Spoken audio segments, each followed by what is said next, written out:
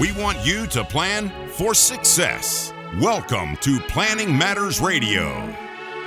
Welcome to another edition of Rich on Planning with Peter Richon, owner of Richon Planning and Fiduciary in the North Carolina Fuquay Varina area. So, since you're owner of Richon Planning, why don't you explain that little bit of experience you have? Sure. Yeah. So I am a full service financial, investment, and retirement planner. I'm an author.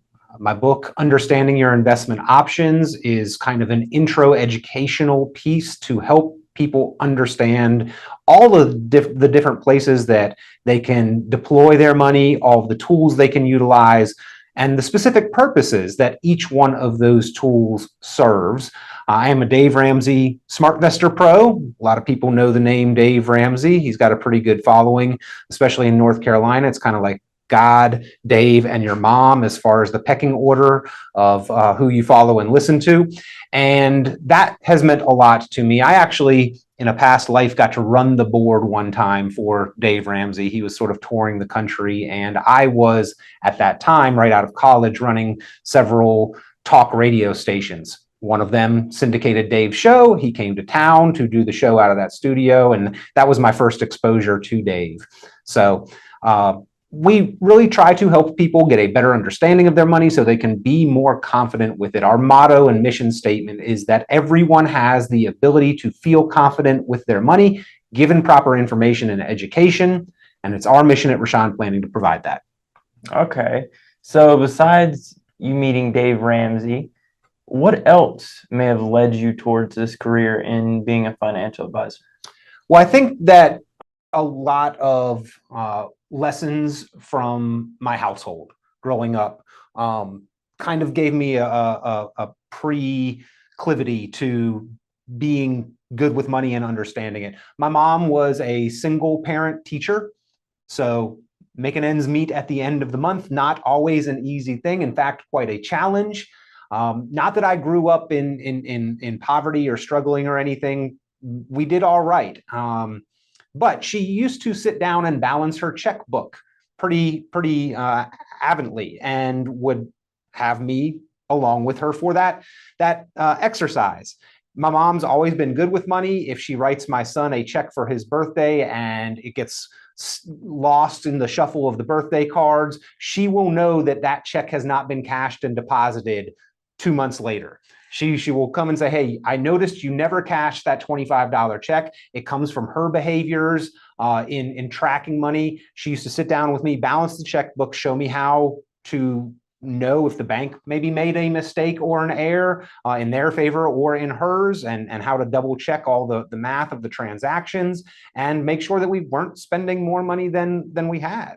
Not that I hadn't made my fair share of mistakes in life, especially in those college years where they hand out free credit cards and a t-shirt if you sign up for a credit card around every corner on campus. I did come out of college with like 5-figure credit card debt, and it took me a number of years to claw my way out of that, even though I had been taught better.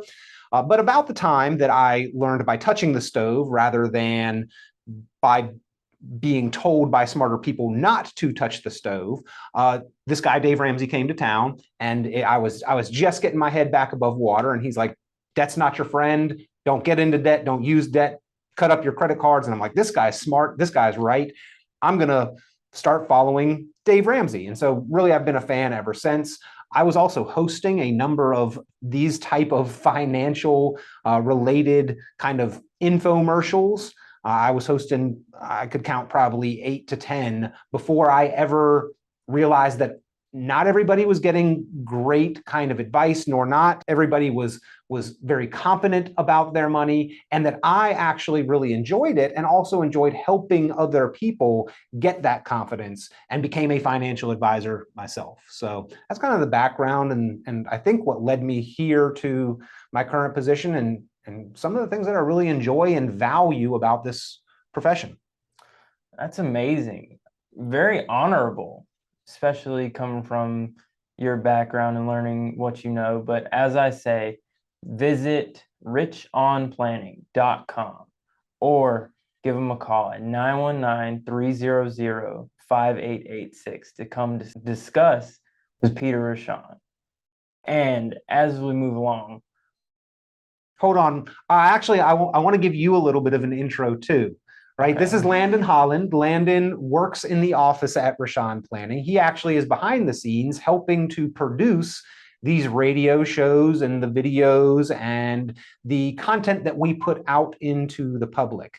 So does a great job in editing and putting together the music and the disclaimers that have to go on everything, and some of the commercials, and then making sure that they all get delivered to their intended destinations. So he just graduated high school, Fuquay Varina High School, where I have actually gone in and had some opportunities to teach the Dave Ramsey kind of lessons on a one-off basis. But this semester at Fuquay High School, we are actually sponsoring the Foundations in Financial Principles Dave Ramsey course as a full semester long course at Fuquay Varina High School, and hoping to be able to get that into a few other local area schools, because that course is actually now available in 48% of high schools across the country, but none around here, until we sponsored that at Fuquay Varina High School, which is the first, hopefully, of several more. But Landon does a great job. He's here on the program today to get a little in front of the camera and in front of the microphone experience. So have you picked up a few values with your money and maybe some what you feel are good habits with your money as a result of kind of being around here and seeing the financial industry? I definitely understand a lot more now about what a Roth IRA can do, what your savings should do, what your checking should do, and all those vehicles of money. Because yeah, it's not everything, but it really does kind of run the world. You can't do anything without it. And it helps me understand saving is just more than just saving for a car or house. It's saving for the rest of your life. So good job. That'll take you far, man. yeah. Excellent, excellent. And the Roth, in particular, a fantastic vehicle, especially for younger folks, get that savings going. One of the things that I did at Fuquay High is showed the effects of regular investment and compound interest over time. And if you can start putting money away into those retirement accounts around 2025, you are in great shape by around 60, 65. So just get that habit going, because investing is habit, behavior, and routine. And as long as you make that kind of part of your lifestyle, you will do very well later in life when eventually we don't want to or can't go to work to earn our money. Hopefully don't want to. Oh, yeah. So obviously you're a financial advisor, a fiduciary, and you're an owner of Richon Planning. What is your favorite part about owning and working in Richon Planning? I think it is the confidence that we can help other people have with their money. And it's not always that they leave our office feeling 100% confident. There are times where I say, we need to do some things better. We need to control the budget, spend less, maybe work on earning more, certainly investing and saving more. But I enjoy being able to help people get an understanding of that by working kind of backwards into their current situation. We talk about goals, we talk about hopes and dreams and aspirations, and what do you envision retirement to be about? When do you want to do it? Do you envision trying to maintain your current lifestyle? What about taxes? What about inflation? And sort of working all of those factors and variables back to where we are now, and then mapping out how to get where we want to go. I'm going to turn that question around. One of the things that I've been thinking about recently is kind of the hardest, most challenging part of this profession is trying to convince people and chase people and pester people to do things that are clearly in their best interest. Now, that's not everybody by any means. Some people say, obviously, this makes sense. Obviously, this will work to help me further my progress toward my goals. But there are times where we can lay out the best laid intentions plan, the fiduciary, your best interest plan, and it still is, there's hesitation, there's sometimes just an undesire to do some of the simple steps to get into a better position later on down the road, because it does take discipline. It does take some hard work. And I've just been thinking recently that that is actually one of the hardest things about this job, is like, here are the step-by-step instructions. Here are the things that will clearly help you improve your progress. Now let's get them done. And then the disappointment in them not getting done is really tough. But there's a lot about this job that I really love. I really enjoy the educational piece. I really enjoy when people have a better understanding of their money and what it's doing for them. And I actually enjoy the trust and responsibility, the position of servitude that I have to my clients to be responsible and help them with their money achieve those goals. I can definitely vouch for the discipline part. You have to be heavily disciplined, especially for an 18-year-old that just got out of high school and not really sure what to do with it. You know, you have to be heavily disciplined. But another question. So when someone comes in and they are ready to retire, you know, you've went over the statistics and everything. How do you feel when you can tell someone, sir, madam, sir, or just madam, you are ready to retire? How do you feel? Well, I think we both all feel pretty good about that, right? There's always some wiggle room and room for doubt and assumptions that a plan is based off of. But controlling risk and minimizing risk is about identifying those variables that are outside of our control and addressing or eliminating them. So, you know, ups and downs in the stock market, tax rate increases, inflation into the future, healthcare events, those are the things that can get in the way. And I take the perspective of being Murphy's Law, or actually looking at Murphy's Law, you know, what can go wrong will go wrong, and usually at the worst time. I take that perspective, or I look at that as being optimistic when I'm in the planning process. So if we can go through that planning process and we all still feel pretty confident that you are in good shape to retire, we've probably addressed a whole lot of variables, a whole lot of what ifs, and hopefully what assumptions the plan is based on. If we're wrong about those assumptions, you're in better shape than you expected to be.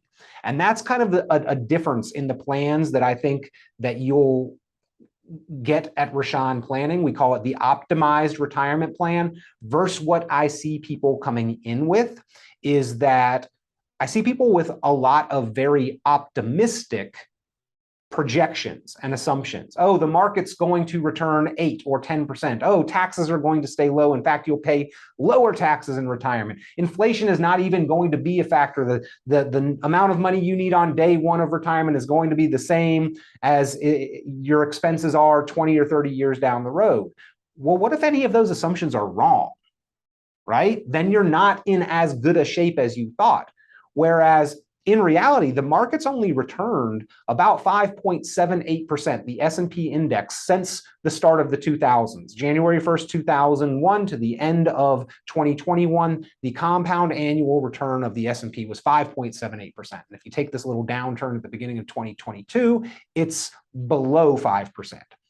So why would you base your financial future on a plan that projects 8% steady compound rates of linear return when the actual return has been significantly lower and has not been steady? We didn't even earn 5% every year. There were some years where we had a negative 30% rate of return. That's going to impact your plan. So when I am putting a optimized plan together for our clients, we look at that volatility. We say, well, what if we only get a 2 or 3% rate of return over time? Does the plan still work? What if taxes go up? And spoiler alert, they are already slated to go up. In law, on the books currently, taxes will be going up. So now's a good time to look at tax planning and how to be efficient.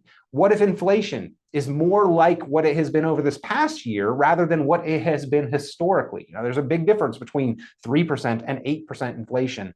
Let's put those things on paper in writing in the written retirement income plan, part of that optimized retirement plan, and see if the plan survives. And if it does, and we all look at each other and say, you can retire, what I've seen is people end up not wanting to. They actually enjoy work a little bit more knowing that they don't have to if they decided to walk off the job the next day. But people need some motivation to keep going, to keep sharp, to keep active. And I actually think retirement's not for everyone. There are some people that just want to stay busy and find idle time to be quite annoying. So, if you've got the ability financially, that's one thing, but we've got to look at mental, emotional, psychological well-being as well. You mentioned briefly in passing that money was not the most important thing. It's not. You got to have quality of life too, but money is a tool that provides for quality of life, and we've got to use it effectively. Yeah. So obviously you have been a financial advisor for years. Yep. You definitely have some experience under your belt, and meeting clients isn't exactly new to you for being a financial advisor for this long. Do you have any interesting stories or anything while being a financial advisor? Well, first I'll say that meeting with clients is not new, but every client meeting is new. Every person's situation is a little different. Stories, yeah, I've got a few. I used to travel a lot, actually. I used to go out of the office and on the road, and I remember a guy who actually ended up becoming one of my favorite clients. The first time I went to his door, he answered the door with his .38 revolver in his hand. He said, "If we're going to talk about my money, I just want you to know that I have this." Fair enough. I respect that. Let's sit down and have a conversation. You can, if you don't mind, keep that over there on the table. It can be within reach. That was a pretty fun experience. But he's a great guy, a great family that have become very near and dear clients. There was the time that I went out and I was trying to get to an appointment, but there was a cow blocking traffic. Only in North Carolina, right? Old Betsy was walking down the middle of the road. She had a police escort and traffic was blocked on both sides. She had gotten out somewhere. That was pretty fun. I think the one that I share with clients that really has kind of an impactful meaning is that early on in my career, I had a day where I had received calls from the radio program from two very different individuals. One was a oncologist, a cancer doctor at a local university hospital, and the other was a deli manager at a grocery store chain. And I had appointments with both of them in the same day, and I was more excited about one of them than the other. And by the end of the day, I was much more excited about the other one. And I really realized who my ideal client was. It was not necessarily the person with the most money, although that helps, right? That's always a good, positive starting point. But it does not ultimately determine your financial success. Landon, if you had $10 million in the bank and you asked me, am I ready to retire? I said, well, how much do you spend a year? And you said, well, about $1 million a year. Sorry, buddy, you're not ready to retire, right? It's just, you can retire and enjoy yourself for maybe 10 to 12 years, but there's going to be some tough times and reality is going to call into the future at some point. Whereas if you've got 300,000, but your Social Security is going to essentially cover all of your living expenses, that money is not even necessary for you to live the lifestyle that you are accustomed to. That's a pretty confident, stable financial position to work from into retirement.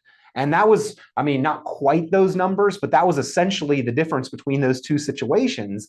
And I really understood at that moment and after that day that we've got to control expenses first and then figure out a way to fill the income gap and generate the rest of whatever income is necessary, and then be able to look out in the future and make sure that that money lasts.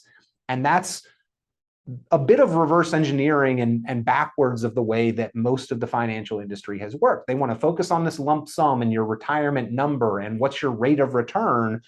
All of that's important, but it's not the most important factor that's going to determine, are you ready to retire? Not like, oh, I'm so tired of work, but ready to retire as in financially feasible, that you can remain confident and stable throughout 20, 25, 30 years or more in retirement. Well, you heard it here first, folks. Your local financial advisor, Peter Richon with Richon Planning. To visit the website, go to www.richonplanning.com or give them a call at 919-300-5886. So, Mr. Richon, whenever a beginning or potential client walks into Richon Planning right here in Fuquay, Varina, North Carolina, how does that relationship begin? Well, it actually often begins a little bit before that with a phone call, and you don't have to be in Fuquay either. We do virtual meetings and Zoom and the wonders of technology. I actually have clients spanning the world. I've got some military families that I serve, and I have enjoyed serving military families since the beginning of my career. But I've got a few that are in Germany and Italy, and we still have, face-to-face, air quotes there if you're listening on the radio, face-to-face meetings over Zoom with technology. It makes it easy. We can certainly do that across town. But if desired, we are also real human beings with a real brick and mortar office building right behind the Biscuitville. So if you'd like to stop in and get a biscuit and a cup of coffee, we can certainly do that. Shake hands, look each other in the eyes, and talk about money. And that first conversation, a lot of times clients or not yet, maybe soon to be, or considering me as their advisor clients, walk in with a stack of paperwork. Sometimes it's in a folder with dividers neatly organized. Sometimes it's just kind of bundled together. And I'm going to need that information eventually to make recommendations, but the first conversation is really about kind of the same questions you've been asking me. Like, what's your background? What's your perspective on money? What are your strongly held beliefs about money? What do you want money to do for you? What does it mean to you? What do you envision retirement to be about, and when? And what worries you about your money? If there was a 50% market correction in the coming year, would that be of high concern for you? Those kind of questions are ones that I talk about in that first meeting. Really, what's your family influences? Who do you want to take care of? Because I think this is for everyone, but especially as guys. Like I'm sorry, gender bias here, but I feel like I could live a very, very simple life. A lot of the decisions I actually make about money are not necessarily for me. They are to support my family, my wife, my son. I want to give them good lives and opportunities. If need be, one day down the road, I need to provide support for more extended family. I want to be that fallback cushion. So, talking those aspects over. Do you envision yourself becoming a caretaker? Are you currently providing support? What about college education, weddings down the road, big trips that you've always wanted to take? Like, those are the kind of conversations, and we'll get into the money, right? Do you have a 401k with an employer match? Are you taking advantage? Do you have any debts? Do you have your legal documents handled? I'm not an attorney, but a lot of times after the first meeting, that's the highest priority that I give clients on their checklist of items to attack on their agenda. So, that's kind of the conversation that we have. Those are the kind of get to know you. And if we both believe that we connect and we like each other and there will be mutual benefit, we will talk about a follow-up meeting. By the way, there is no cost, no obligation thus far. And for that next meeting, if we do want to pursue that and set that up, there wouldn't be any cost or obligation for that, because that's when we will really get into the planning specifics. I will, at that point in time, look through and comb over documents and statements, come back with a report and analysis for you, and then we can go over that together. I would tell you directly what I would want to know if I woke up and all of those statements were mine. Here's what I would do as far as my next steps based on the conversations that we've had. And then what does that look like if we work together to execute on those action items?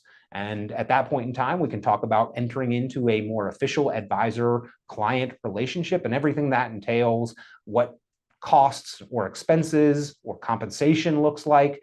And by the way, I can do any of the compensation models available to financial professionals. There's 3: fee only for advice, fee based on assets under management, or commissions. Commission is a product sale. It's not something I have to manage, but it actually is one of the things that in my mind, I can justify being in somebody's best interest more than almost anything else, because typically that is putting proper life insurance in place. And if it is your goal to protect your family, to pay off debts, to replace income, to pay off a mortgage, to get children raised, or just to make a spouse feel confident in spending money and enjoying time together in retirement, life insurance can fill that role. Not necessary for everyone, but it is part of what we can offer to our clients. And if they do believe that it would be beneficial in addressing any of those needs, then we can shop around for it. That is a commission, because I'm not actually backing life. I just shop around for it.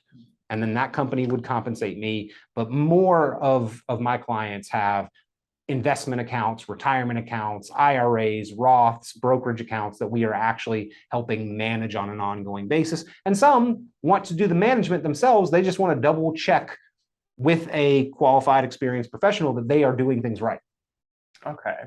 So visit the website at richonplanning.com, richonplanning.com, or give a call, 919-300-5886, 919-300-5886.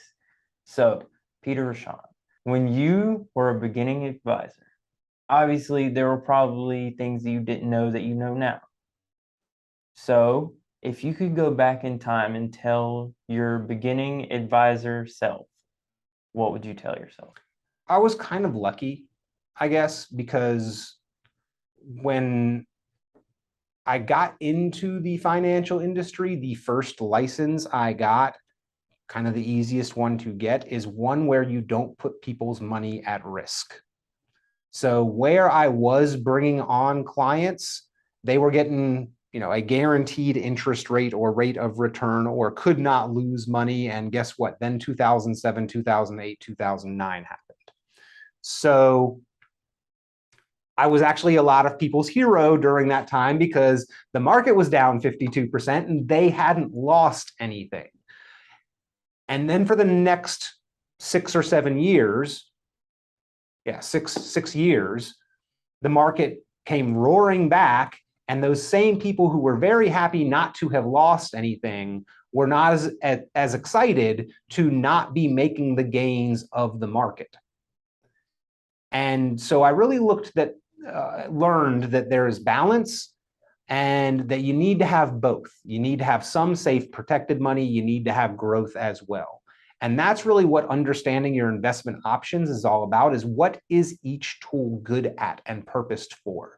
And where can you find that balance? And downtimes in the market may be fantastic opportunities for somebody in the right position with their money positioned correctly. So we try to maintain that balance on an ongoing basis, and within somebody's individual risk tolerance, minimize potential losses, capture as much of the gains as possible, and continue to monitor the plan along the way. I think those are some of the most important lessons I've learned, that if I could go back and tell my younger self, hey, this is what kind of years of experience are really going to drive home for you. And that is Peter Richon, a financial advisor, fiduciary. Visit the website at richonplanning.com, or give a call at 919-300-5886. 919-300-5886. Fantastic. Thanks, Landon. Good job. Thank you. This has been Planning Matters Radio. The content of this radio show is provided for informational purposes only and is not a solicitation or recommendation of any investment strategy. You are encouraged to seek investment, tax, or legal advice from an independent professional advisor. Any investments and/or investment strategies mentioned involve risk, including the possible loss of principal. Advisory services offered through Brookstone Capital Management, a registered investment advisor. Fiduciary duty extends solely to investment advisory advice and does not extend to other activities such as insurance or broker-dealer services. Advisory clients are charged a quarterly fee for assets under management, while insurance products pay a commission, which may result in a conflict of interest regarding compensation.